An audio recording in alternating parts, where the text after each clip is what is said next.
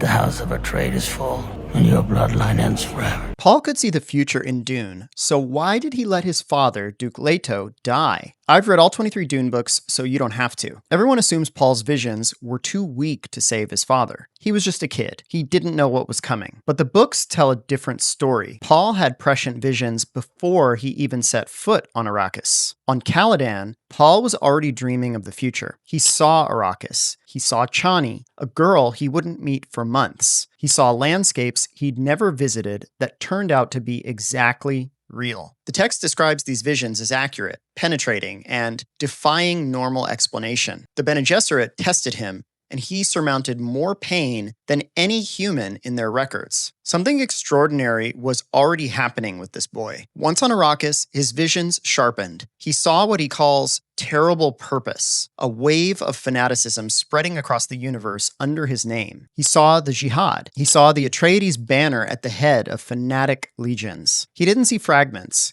He saw the shape of everything that was coming, while his father was still alive. Paul's prescience worked by showing him branching paths, futures that split depending on choices not yet made. The Dune Encyclopedia describes it as a globe with radiating avenues. He couldn't always see himself clearly within those futures. The act of observing changed what he observed, but he could see the terrain. He could see where the paths led. So the question the books force you to ask, did Paul see paths where his father survived? And if he did, what was on those paths that made him choose the one where Leto died? Herbert never gives you a clean answer. That's deliberate. What we know is that Paul felt the terrible purpose before his father died. He saw the jihad before his father died. He knew something catastrophic was converging on Arrakis before his father died. Paul later becomes what the encyclopedia calls addicted to prescience. He needed ever larger doses of spice to see further ahead. And the darkest reading of the text is that this addiction didn't start in the desert. It started back home on Caladan, when a boy who could see the future